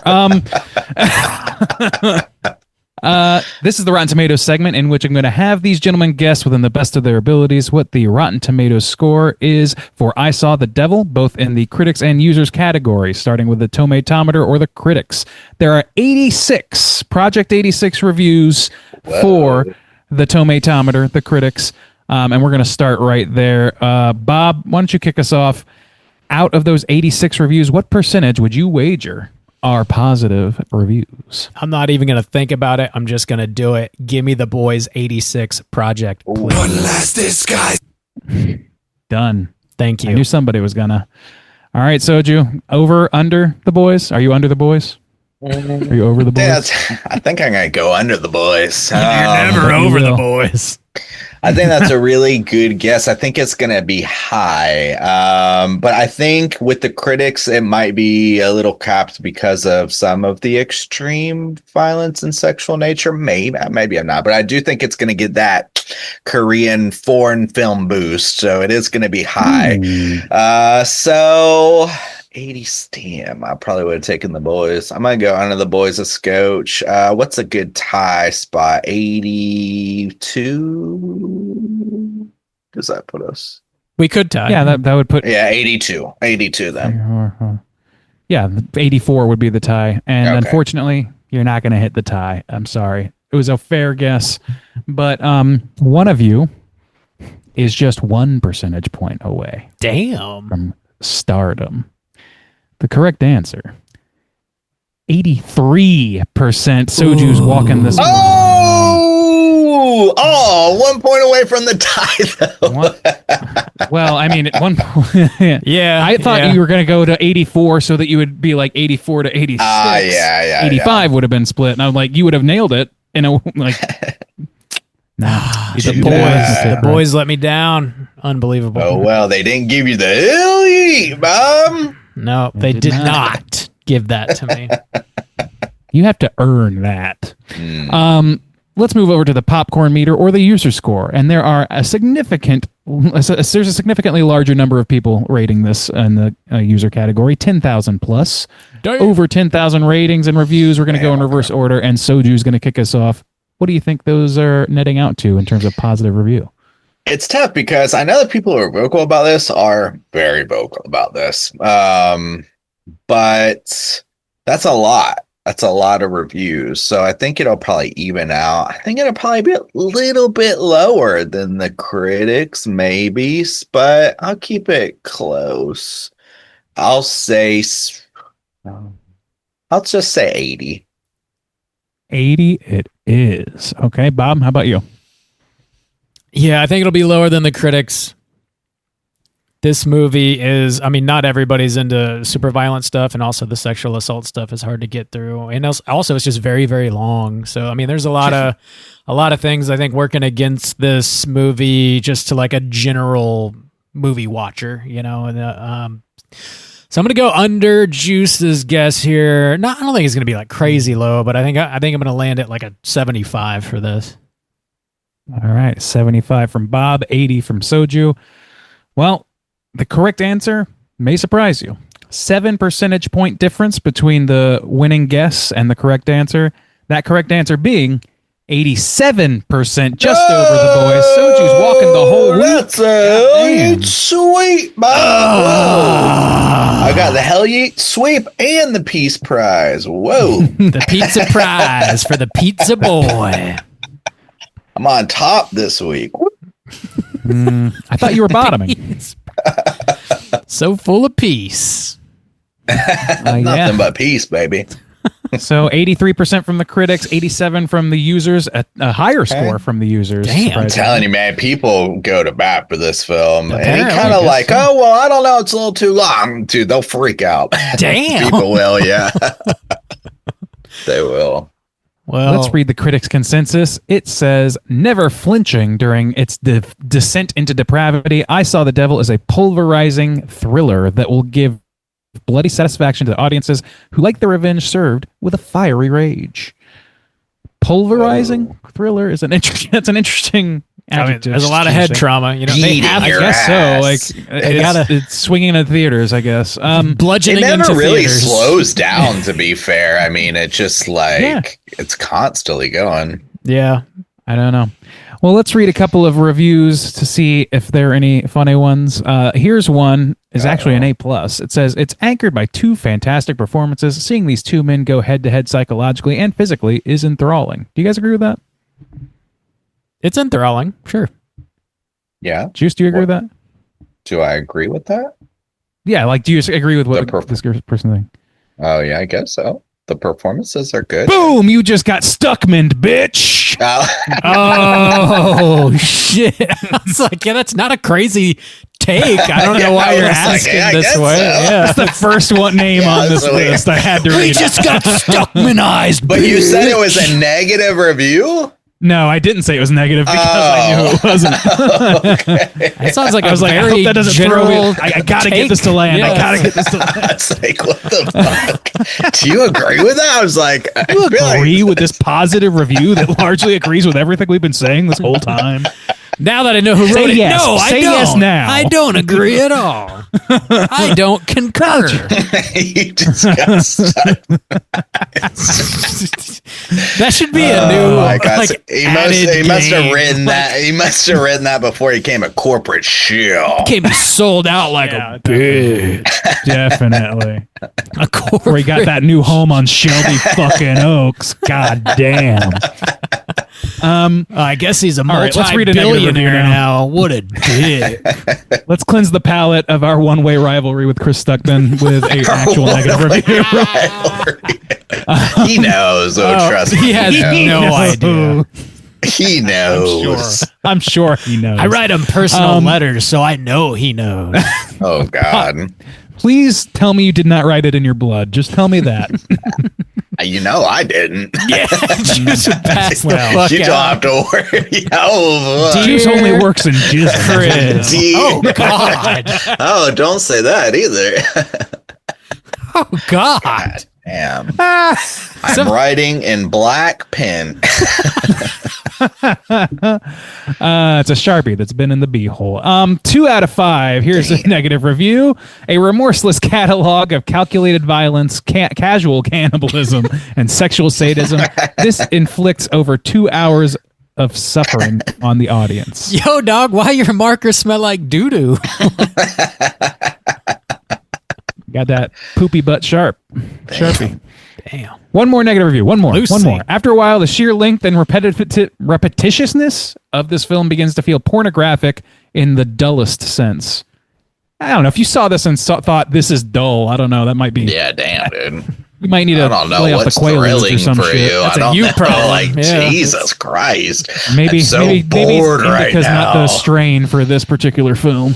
Damn. All right, that's it for me. Bob, trivia. What are we doing? Got some trivia, Bob? Yeah, we got a few more points. Let's do it. It's totally time for trivia. Totally time for trivia. Yeah, most of what I had we kind of talked about, but there's a couple other things here. So, at various points during 2006, Choi Min-sik, the actor, Chae Min-sik. thank you so much. Thank you. Like Iron Sheik, right? Yeah. He and other South Korean film industry professionals demonstrated in Seoul at the Cannes Film Festival against South Korean administration's decisions to reduce the screen quota from 146 to 73 days as part of the free trade agreement with the United States. So I guess this was something they had in place to ensure that South Korean cinema would remain in theaters for a minimum of 146 days. And there's also like a certain number of South Korean films that they would have to show as well. They made a new agreement with the United States to lower that number, and a lot of South Korean professionals were very upset about it. As a sign of protest, dude, Choi? How do you say this first? I'm sorry. Chae Min-sik. Chae, as a sign of protest, Chae returned the prestigious Okgwan Order of the Cultural Merit, which had been awarded to him, saying, quote, "To have the screen quota is tantamount to a death sentence for Korean film. This medal, once a symbol of pride, is now nothing more than a sign of disgrace, and it is with a heavy heart that I must return it." Then over the next 4 years, Chae went on a self-imposed exile from making films, begun in protest over the screen quota, but also partly due to the studio's reluctance to hire the outspoken and politically active actor. This movie marks Choi's first major acting role since that imposed exile. Yeah, he came back up to that. So 4 or 5 years off, yeah. Yeah, interesting. I just didn't know any of that history or context. So I did know it was his first film after the quota thing had been changed. Yeah. But I didn't know So how they long it had lowered gone the on. quota of Korean films to be played So in they were American theaters. Is that right? in Korean. No, in Korean Korean theaters. theaters. Okay, I'm sorry. Yeah. That's what I was gonna say. So Okay. essentially, they had it in place to guarantee that a certain amount of Korean films would be shown in Korea for a certain amount of time, and then they lowered that after a new trade deal with the United States. Gotcha. Okay. That they have a similar thing in Canada for Canadian, like TV and music. That's why there's like entirely different Canadian charts and stuff like that. Yeah, exactly. Yeah. Gotcha. Interesting history there. This is the only other thing Fighting I've the Mang, got. shaming sheep, fighting the Mang. Fighting the Mang. Good for him. Doing the work. With a knife. The number 4 appears throughout this movie, apparently in South Korea and some other Asian countries. The number 4 is considered unlucky and is associated with death because the word for 4 and death sound similar in their native languages. The fear of the number 4, known as tetraphobia, is taken so seriously in some Asian countries that the number 4 is often avoided in homes, hospitals, businesses, and other properties. Is that something? It is our building. Yeah, our it's kind of like here, or like they don't have a 13th floor in hotels because people kill themselves or whatever. Here, either they skip the 4th floor like they do in the States with 13, or it has an F instead of a 4. Like it'll have it like on the numbers. It'll say like 1, 2, 3 F floor. This is the fuck floor. My favorite floor. Take me to the fuck floor. Yes, that is true. There's a lot of like superstitions around death. You're also not supposed to write people's names in red pin too. That also signifies, I think it has to do with something about like they would send letters home of like dead soldiers or something in red or something like that. So yeah, there's but that is one. Yeah, 4 is an unlucky number. Yep. That's interesting. Yeah, I live on floor fuck. I live on the fuck floor, baby. Yeah. That's strange, man. What do they do? I guess they just don't play Four Swords Adventures or anything there. I guess they just have none of that. I guess They're not allowed to do it. They don't play 4 square. It's only 5 square. Yeah. We added a square. I forgot about 4 square. Damn. Tetris is outlawed. You just cannot play it at all. Why would Tetris be out? Because all the shapes are like 4 Tetra. blocks. They're all 4. Sure. Anyways, let's go ahead and talk about our Cooter of the Week. Straight chillin'. Cooter of the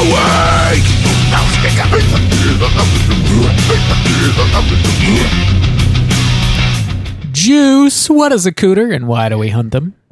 Oh, brother. Cooter is a character type on a straight chillin', legal, exclusive. Cooter has to hit 3 to 5 points to be considered a Cooter, but we want the Cooter with the most points. The 5 points of Cooterdom are sexual deviance, manipulation, smug arrogance, overall look and attire, and overall patheticness. Boys, I think we got ourselves a clear-cut Cooter. I don't know. I think it's pretty Cooter. We got a free, stacked field here, dude. Our boy Kyung Chul is real piece of shit. Dude, he's top tier Cooter material. Well, let's go through him, but like I do have an alternative suggestion, but let's go through him first. Okay. Well, sexual deviance, I think, is probably the top tier there. Yeah. Wait, Win, support your argument, please. I will not. No. That's covered. Good Lord, there's a lot of rape in this movie. Arrogance. Smug arrogance. That Good dude God, is manipulation, completely full of manipulative tactics. At least from what we see with the women, at least. Oh, yeah, of definitely. course, beyond that. Overall, I know that we talked a lot about though, some of that manipulations off camera, but yeah. Overall patheticness, though, he always gets his ass whooped. That's the thing. It's like he's kind of like Ghostface in this. He just gets fucking wrecked so many times. I mean, to be fair, when it's always against our lead, but like he does take down the guys in the taxis. He is capable, but for the most part, we just see him get his ass whooped, and then he does kind of break down toward the end. That's the key element that I feel like is lacking because he does he does get his ass beat by the lead, but he also does his own ass beating and also ultimately kind of wins the cat and mouse game. So to me, I don't know if pathetic is something that I would ascribe to this guy. I do think everything that he is doing is pathetic, though. Like that, I could agree with. Sure. Yeah. Sure. What are we missing? Look at attire. I mean, this guy is just a bloody mess 90% of the time, unless he's slicking his hair back and smoking a stogie. I mean, he does go digging through his own pile of shit, so if we want to count that. I mean, for looking at tire? He's got shit on his hands, you know?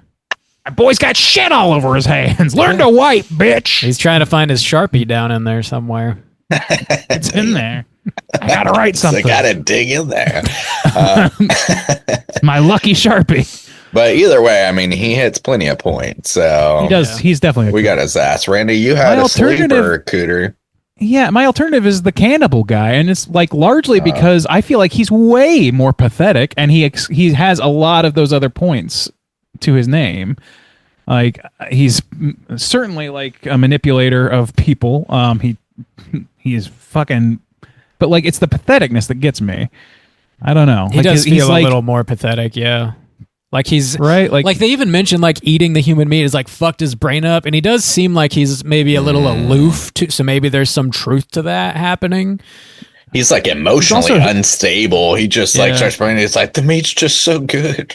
Yeah, I feel like he also gets like completely alphaed by by the other guy. He's like terrified of this other guy. I don't know. Like to me, like that pathetic point really just needed to be called out, if nothing else. He's definitely to me a Cooter. Like he's got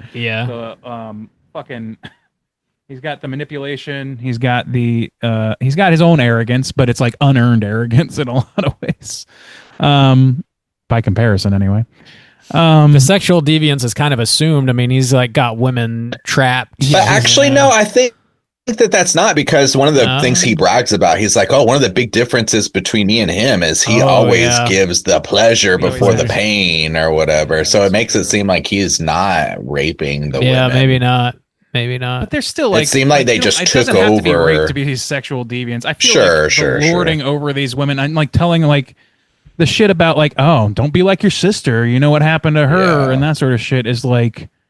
I think if he was also shown eating a man, maybe I would take some away from that. But yeah, it's just two women, and it just feels like if you're victimizing women explicitly, like as a man, and you're clearly like enjoying it to some degree, even if you're not getting sexual, even if you're not actively having sex, physically having sex with this person.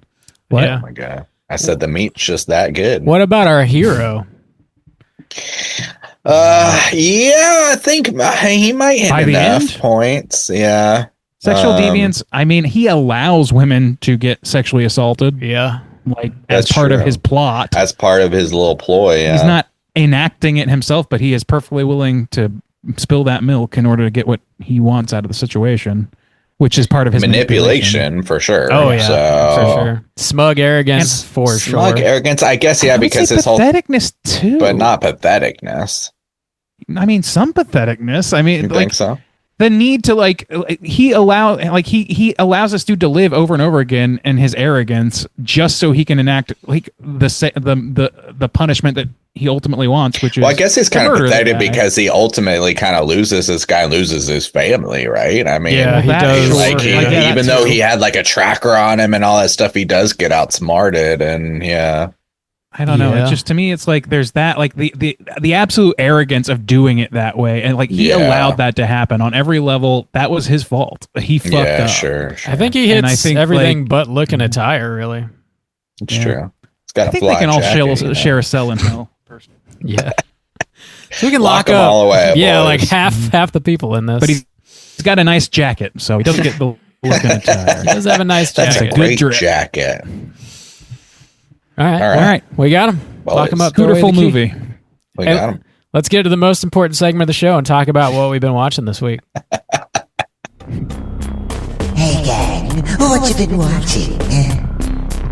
Rand Diesel, what else you been watching? What else have I been watching? I'm still chugging along through The Pit Season 2. It's a very good show. I watched a couple of the new episodes of Scrubs reboot, which I didn't think I would, but I was a little curious. Beck was a little curious. And like that's a show that I loved when I loved it for like 2 years. I would just watch it because it was on constantly on cable, and that's what I had. So like in early college, and it convinced me to try and go into pre-med, which was a fucking hilarious joke.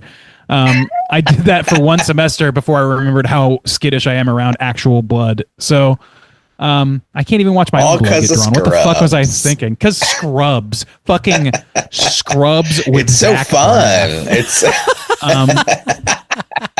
you just play grab ass all day, really. It just gets all the way in your head. Like it's like, I don't know. It was very stupid. But I ended up like really turning on it after a while and not being able to watch it. And so this is the first time I've watched any amount of Scrubs really in years.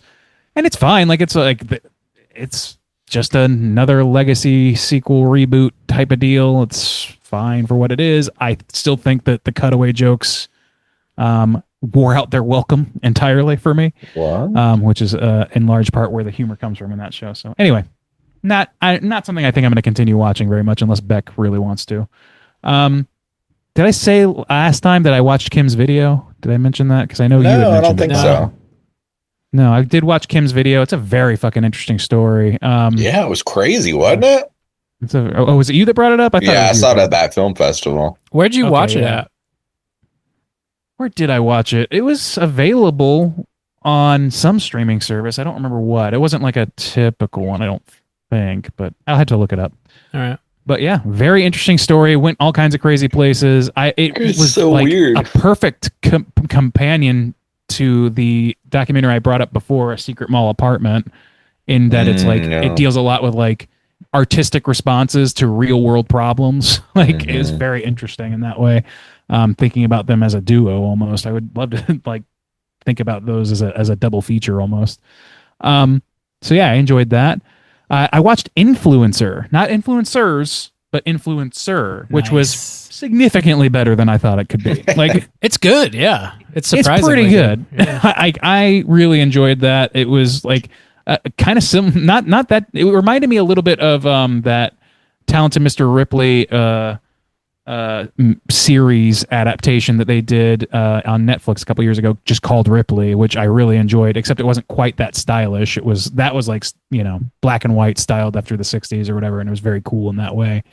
But it's like that cat and mouse, that con man sort of thing going on. I like that a lot. The people trying to figure out, and I also like that there's just like I don't know. I actually don't think I can say what I was going to say here, else I'll spoil things, so I'll just leave it at that. It's an enjoyable movie. You should watch the next one. Yeah, for sure. Yeah, check it out. Yeah, I probably will. It's on the list. I got a lot to get through right now.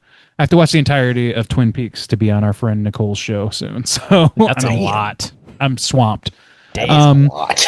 So yeah, that's especially another that thing. Second season, my lord. Yeah, I'm just like on episode 2 of season 2, and I'm like dreading the slump so bad. It gets bad.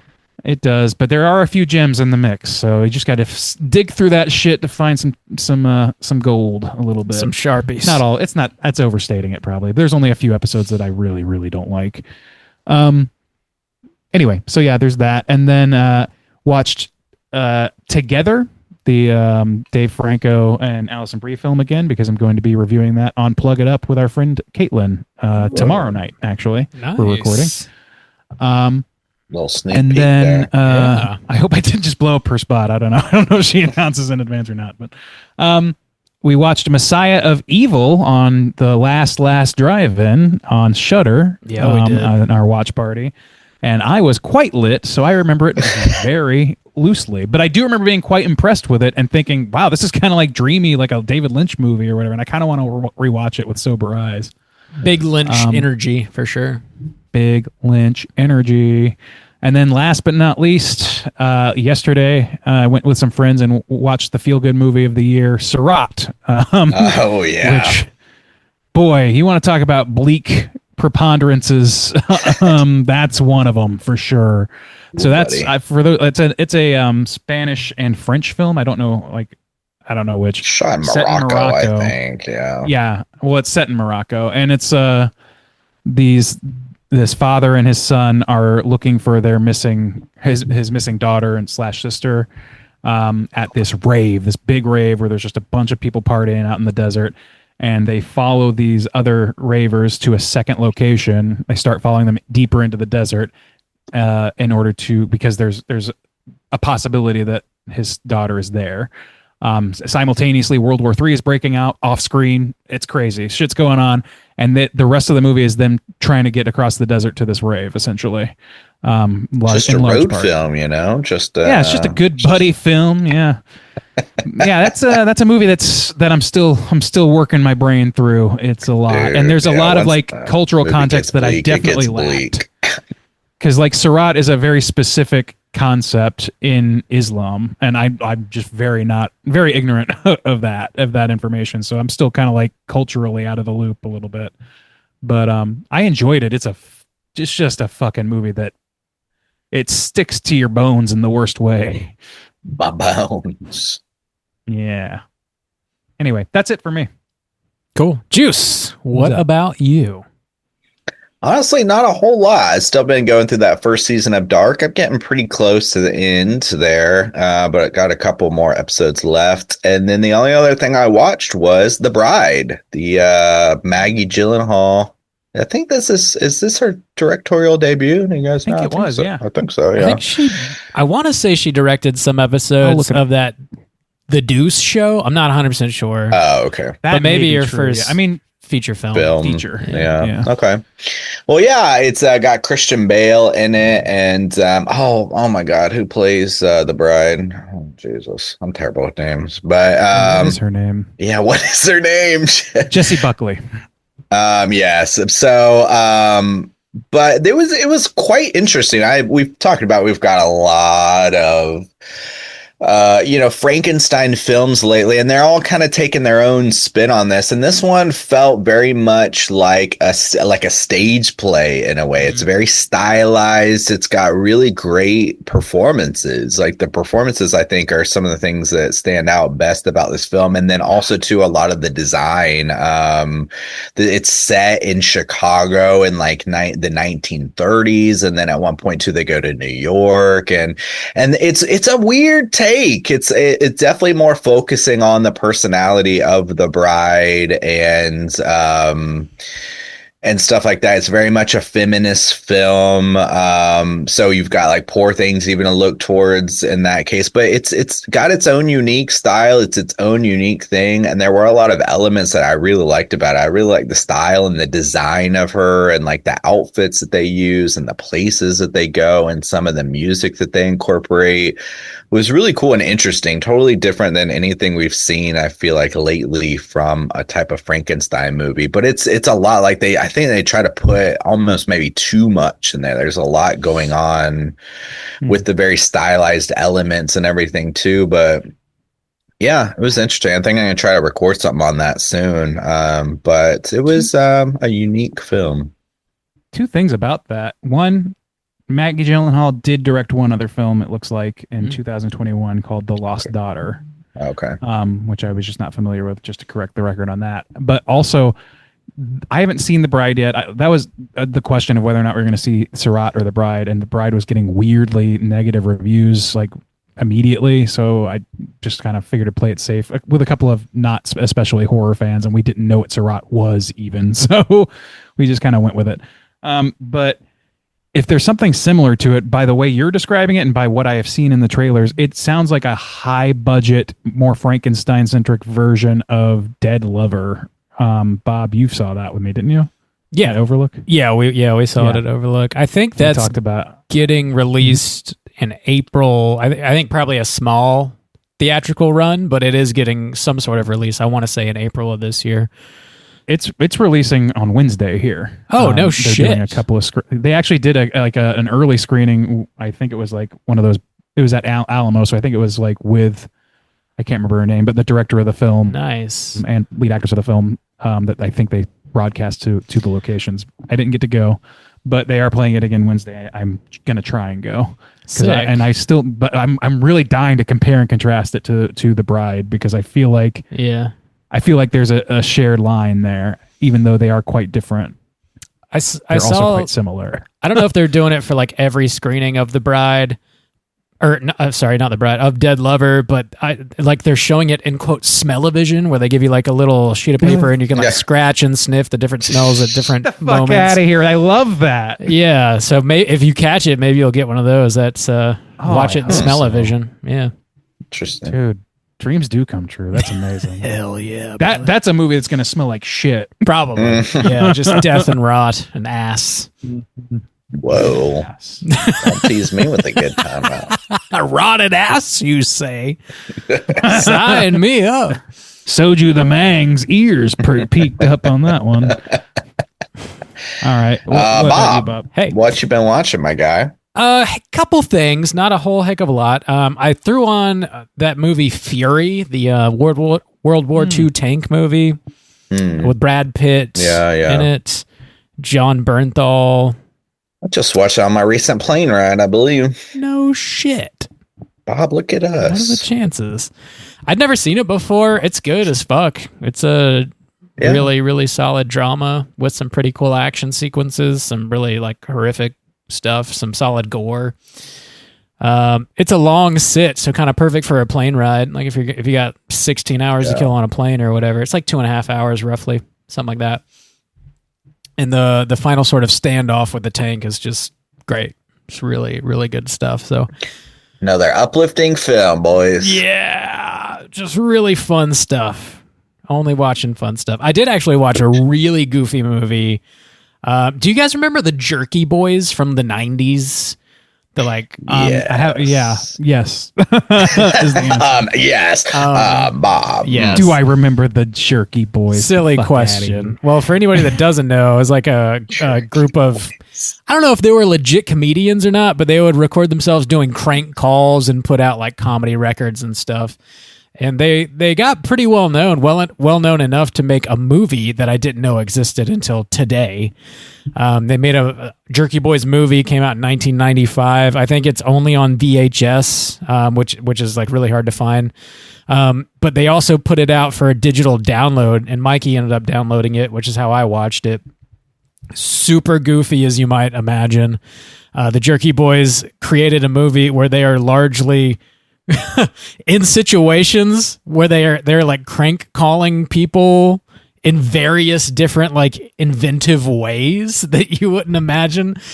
But it's also got like some like known actors, like multiple actors I recognize from The Sopranos in it. They get involved. It's set in New York City, in Queens. And is it fictional? Like it's a fictionalized thing. Oh yeah. It's okay. Fictional for sure. And these guys like just start crank calling people, and somehow or another they get involved in like the mafia, and they get in like trouble with like legit mafiosos. It's like really goofy, silly stuff. But if you're, remember the Jerky Boys, you kind of know what you're getting into, and I would recommend it if you were into listening to the Jerky Boys back in the 90s. It was fun. And yeah, the only other thing I really have to mention is the Joe Bob double feature. Thanks to everybody that hung out with us on this past Friday. We had a good little group. That's going to be the last normal episode of the last drive-in on Shudder. I guess they're doing 4 like seasonal specials throughout the rest of the year. Yeah. And then it seems like maybe they'll still do the show in some capacity, just not on Shudder. Maybe, I don't know. It seems like they can't say what they're doing next, but it seems like there will be a next. Just don't know what it is yet.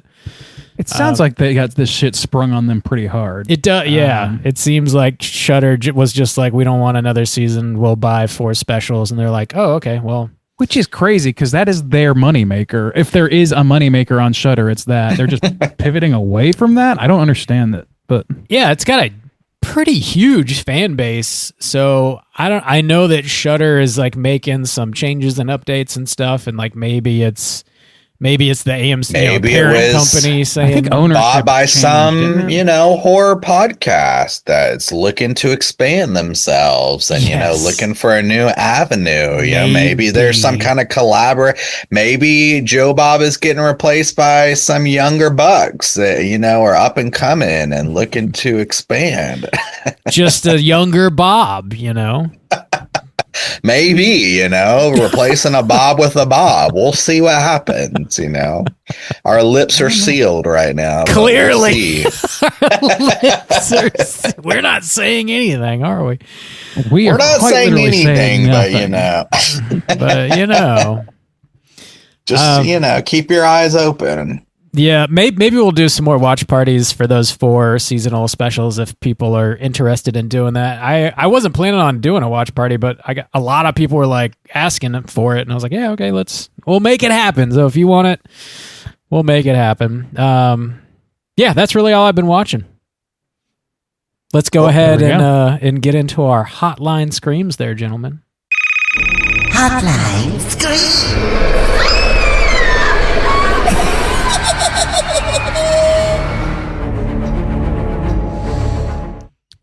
If you guys would like to call in and leave a voicemail to be featured on next week's show, hit us up at 904-638-3231. We got one voicemail this week. We're going to hear from our alleged biggest fan, Nos. Let's hear what he's got to say. Oh. Also, just a heads up, this phone call is going to completely spoil Scream 7, so consider yourself warned. So guys, it's Nas here, calling in because I listened to the Scream 7 episode, and I just gotta speak my mind on it because I gotta take it back, man. Scream 2 is a perfect film compared to Scream 7. Man, I watched Scream 7 and suddenly I love Scream 2, man. It just went up in my list. Scream 7 is definitely at the bottom because that movie it's ass. It's steaming pile of dog shit. Like, it's so bad. I almost cried on how bad it was. Because how are you going to bring back Matthew Lillard, but also not really bring him back, you know? He was AI this whole time. Why would you do that? Wow.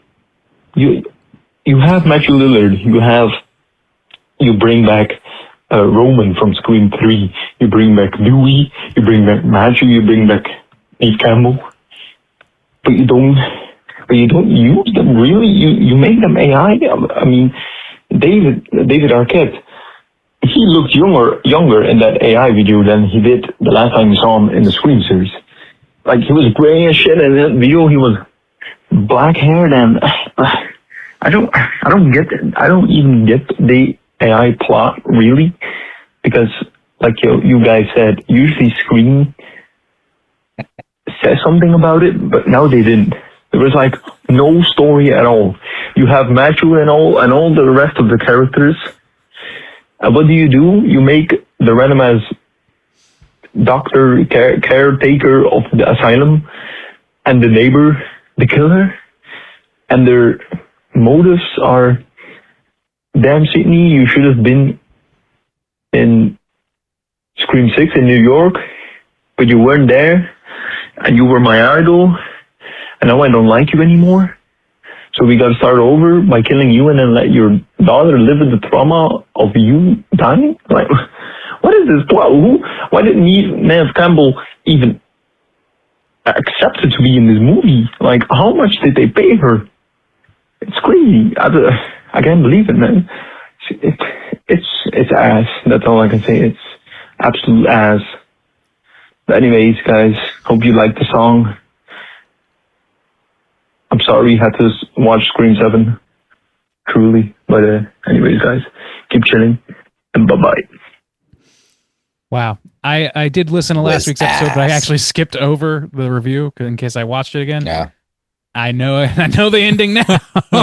We should probably put a little spoiler at the beginning of that. Yeah, because in case anybody does want to watch it, that blows it up. Watching your reaction also, I to feel that, so validated in having not watched this movie. It's hilarious watching your brain explode while Nas drops the plot on you. Also, hearing him say it, Lillard. Hearing him say it out loud, it feels like it's a joke, but it's not. Yeah, it kind of sounds like something ChatGPT would write. That's what we said. Would be great if you put me in this film. ChatGPT is a the best Scream sequel would be as if I was in it. Grok is like, I want to be a star. Let me be the star. Oh God. Oh God, boys. It's ass. It was bad. It was a bad movie. It's the worst. It's the worst horror film on my list right now. For movie. Watch it. We're watching it again, maybe. No, sir. They paid Neve Campbell $7 million, which is why she said, okay. Y'all are talking on Slack today. I think that they already greenlit 8 and it's coming out next year. I didn't see that. Somebody did say that. I wouldn't be surprised if it's true. I don't. It just made so much money. I'd be surprised if it was fucking October. We can't cover it. We're not covering it. That's fine. We're not gonna go. That is acceptable. It's going the way of Strangers 8 or whatever. We've done enough. God, it's somebody shat in the entire pool that is Scream. I think maybe we should have a no more legacy sequels rule for that one. I don't know. The Naked Gun was pretty good. Yeah, it actually was. Like, which one was good, actually? That we've covered. Candyman was good. You guys liked Bloodlines? Fucking Final Destination. We did a mini cast on that, though. Yeah. That's true. I mean, I liked Halloween 2018, but I mean, and I wouldn't even necessarily say Bloodlines was a legacy sequel. It was just kind of a sequel, right? Yeah, that's the difference. It's just like decades removed. Bringing back all the old ones and then being a part. Well, they brought back Tony Todd. You could argue. I mean, for like 2 minutes. And they made jokes about the only good legacy sequels have Tony Todd in them. That's true. Yeah, actually, yeah, holy shit. So the gravy train's done because that guy's gone. So no more. Yeah, no more legacy sequels worth talking about. All right. Yeah. Thanks, Nas. Thanks for calling in, man. Thanks for that super dope song you made for us, too, by the way. Very that cool. Song had me cackling pretty good. Straight Chilling. Straight Chilling goes I've metal. never heard The Fray sung in such a fashion. Yeah. Again, if you guys want to call in and leave a voicemail for next week, hit us up at 904-638-3231. Next week, we're going all artsy and fartsy all over your asses because we're talking about the winner of the March poll, which is Under the Skin from 2013. Crawling in my skin. You don't get it, Mom. You don't get it. It's in my skin, Mom. You don't get it. It's under my skin. Why don't you get it, Mom? You don't get it. I'm special. Now make me dinner. I have feelings. You don't get it. Anyways, check out Under the Skin. What just happened? I feel like there was a fugue state that just came over all of us at one time. Check out Under the Skin from 2013. Get ready for next week's show. Questions, prompts for next week. Call in with some art house horror takes, hot or cold, some favorites, some not so favorites. Is the art house horror train stopped at this point? Like, are we kind of fizzling out? No. No? No. I don't think so. I mean, I don't think there ever was a train. I think there's just been a few movies that have gotten... There's always been the artsy movies, and then a few of them rise to the top. There's always some trains. I've been to the festivals. There's always a train or two. There's always a train. We're running a train. Well... I don't know about that. Call in about your trains. I would love to retain some subtlety in life. So maybe too late. Oh no. Oh God. You don't get it. Chaos. You don't get it, Mom. Where are my chicken nuggets? Just think. Oh my God. That fucking Curtis. I am not listening to your rolls. Fuck your rolls, Mom. Your rolls. Your rolls. Call in 904-638-3231. Yeah, Under the Skin next week. Check it out. And until then, as always, all you mother truckers, please keep chilling. Nay.